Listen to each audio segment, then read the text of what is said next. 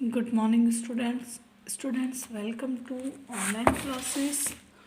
Students, आपका जो fifth class का सब्जेक्ट ईवीएस है, जिसका चैप्टर 19 है व्हेन द डिजास्टर्स कैम.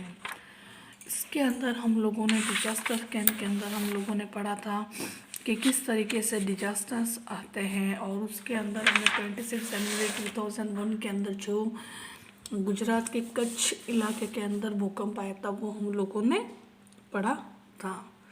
आज हम उसका आगे से उसके अंदर राहत कार्य में क्या क्या किए गए थे ये हम लोगों ने पढ़ा था. आइए उसका अगला टॉपिक हम लोग लेते हैं. For many days people went on coming for help. अब वहाँ पे जब ये हमारा भूकंप आया था तो कई दिनों तक वहाँ पे कई लोग मदद के लिए आए थे. These people brought eatable clothes medicines for the victims. वे उन लोगों के लिए भोज्य पदार्थ, कपड़े और दवाइयाँ लेके आए थे. Some people got these things, some could not get these. There was a lots of snatching and stealing. अब देखो वहाँ पे क्या होता था कि कई लोगों को तो खाना वगैरह सब कुछ मिल जाता था, लेकिन कईयों को नहीं मिल पाता था, क्योंकि वहाँ पे क्या होता था, भूख के मारे छीना झपटी की जाती थी और चोरी भी होती थी. तो इस तरीके से कई लोगों को तो सुविधा मिल जाती थी और कहीं को नहीं मिल पाती थी. These helpers were doctor, engineer, scientist, architect, among others. अब वहाँ पे जो लोग मददगार थे उनमें से कौन थे? डॉक्टर थे, इंजीनियर थे, साइंटिस्ट थे, आर्किटेक्ट थे. ये लोगों ने वहाँ पे जाके मदद की थी. They advise that people should come out of indoor in the open if and the earthquake strikes. अब उन लोगों ने क्या सलाह दी थी कि अगर भूकंप आ जाता है तो आप लोग घरों के बाहर आ जाइए.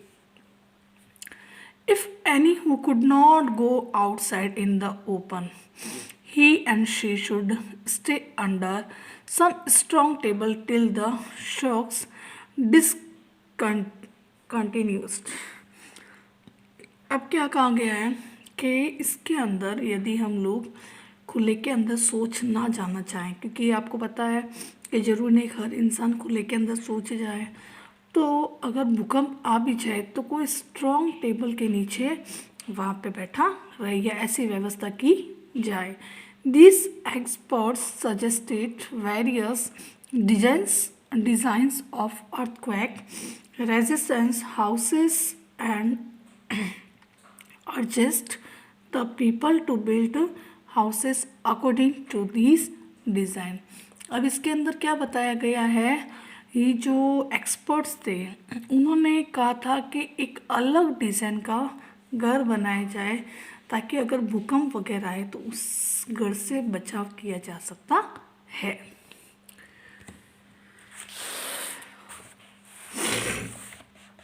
फिर है अपना इंटेंसिटी ऑफ द अर्थक्वेक, यानी भूकंप की तीव्रता. अब भूकंप की तीव्रता को कैसे नापा जा सकता है? We can average from the intensity of the earthquake how much damage it's causes. अब सबसे पहले जो है भूकंप की तीव्रता किस तरीके से हमारा नुकसान कर सकती है. Earthquake comes from sudden tremors inside the earth. Earthquake कैसा आता है? जमीन के अंदर अचानक से जो धूसने लग जाता है. दिस शेयरिंग, इस तरीके से जो धूसना start from the points inside the earth and spread out the like waves in the water. अब ये एक तो जमीन के अंदर तो क्या होता है, कंपन होता है, और पानी के अंदर क्या होता है, ये लहरों के साथ उड़ता रहता है. These points is known as the center of the earthquake. ये क्या होता है, ये जो पॉइंट होता है ये अर्थक्वेक कहलाता है और ये बीच का पॉइंट होता है.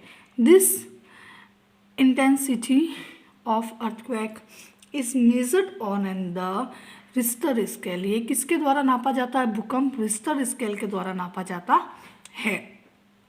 When the intensity of the earthquake is more than 5, houses may be on the tumble down. अगर हम रिश्टर स्केल से इसको नापे भूकंप को और ये 5 से ज़्यादा हो तो घरों के गिरने की संभावना रह सकती है। But if the intensity is the less then 5, we only feel the shocks.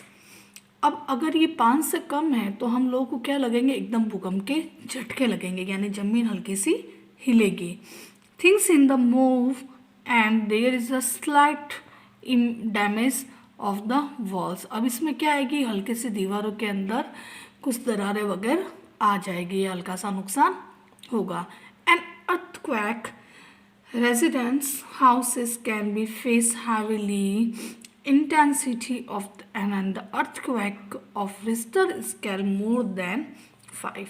अब ये जो रिश्टर स्केल है इसके द्वारा अगर 5 से ज़्यादा हुआ जब तो घर वर गिरने की संभावना है, और 5 से कम है तो हमारे सिर्फ झटके ही आएंगे। स्टूडेंट्स, आज हम चैप्टर को यहीं फिनिश करते हैं, आगे नेक्स्ट क्लास में इसको कंप्लीट करेंगे। Thank you.